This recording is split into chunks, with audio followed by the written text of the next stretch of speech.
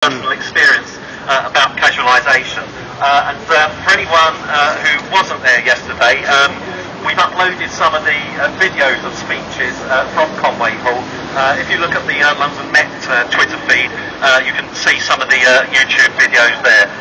Our final speaker today, we had to twist his arm a little bit to come and talk because he's not used to public speaking, so be kind to him because he's a little bit shy. It's my colleague Mark Campbell.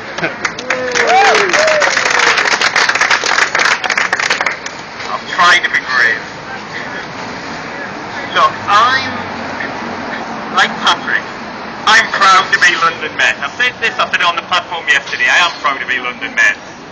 I'm far prouder of my colleagues, of the students I work with, of the administration staff that are here, of all of the workers on casualised contracts, and it's not just academics. They are what make this a university. I'm not proud of my managers, because they don't really help. They kind of get in the way most of the time. So when we are proud of our university, we're proud of what we do, we're proud of students like Dean, we're proud of actually giving a second chance to people who often don't even get a first chance. That's the truth of it. That's why we are London Men. That's why we are here. That's why we are loud, and that's why we shout, because we have something to shout about. And that's why we won't go quietly. That's why we won't let them dismantle London Met. We won't let them take it apart. We won't let them give it to the state and the speculators and the privatisers. We have something to defend, and we need to defend it with vigour, and that's what we do. Now look, as lots of you now know, David and myself are being made redundant. We think, and lots of other people think, it's because maybe we're not quite as quiet as they'd like us to be. Maybe we shout a lot. It might well be that. I couldn't see it. However, actually, we are quite lucky. That's the truth of it. We are formally, we're working on redundancy now. We're being made redundant. Hundreds of casualised, hourly paid workers in that building don't even get the luxury of being made redundant. They are on permanent contracts. Okay? Often we hear this argument. It's permanent staff means hourly paid staff. Actually, the 0 hours contract is a permanent contract. It was set up in order to get round the regulations with regards to fixed term contracts, and after 4 years you'd have to be made a fractional member of staff.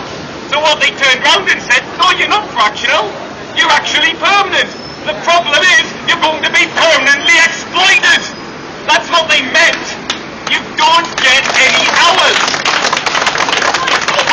We had to win a test case, and we did win a test case with them actually, which was this, which was to say, when does a 0 hours contract worker actually get made redundant?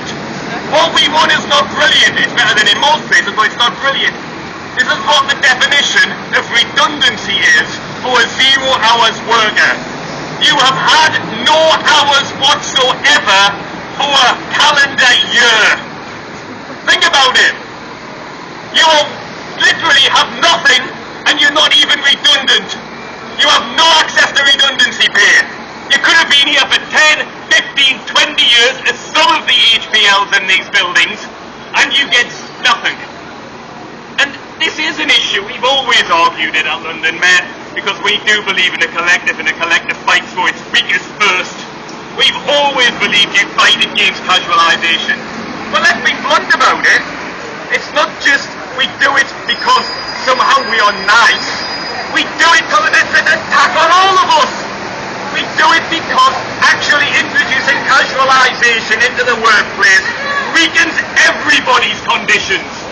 What they are doing now is, and we're going to hear more either on Friday or Tuesday, so we know, it's been announced, and there's probably going to be over another 100 redundancies. One of the things they are moving towards, and this is their language, is to a more agile working environment. Let's spell that out. Agile means getting rid of permanent, properly contracted workers and having a more casualised workforce where they have no guarantees whatsoever in order to exploit them further for less money, to give the students a shittier experience, and so I'll say this is in their interests.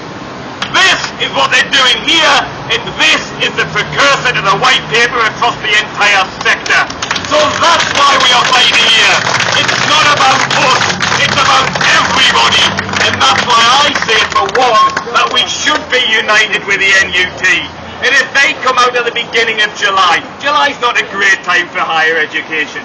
I tell you what though, I like the idea of not only being on marches and rallies, I like the idea of having teach-outs, standing outside and saying, this is what education should look like, where to be honest, we have to be on strike to do our job properly.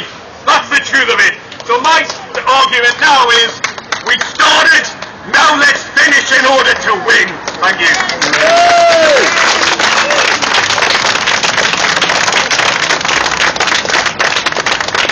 Okay, thanks Mark. It's been a fantastic rally this lunchtime, even better I think than the rally we had yesterday. So be inspired by what you've heard today. There's a lot to be angry about, but the real thing that everyone needs to do is get back into your own branches and organise. Sign up members, sign up people who are not already members, let them know what the issues are. I'm sure many of them already do know what they are, but give them the confidence to know that UCU is behind them. Show what you can do for them and get them to join up.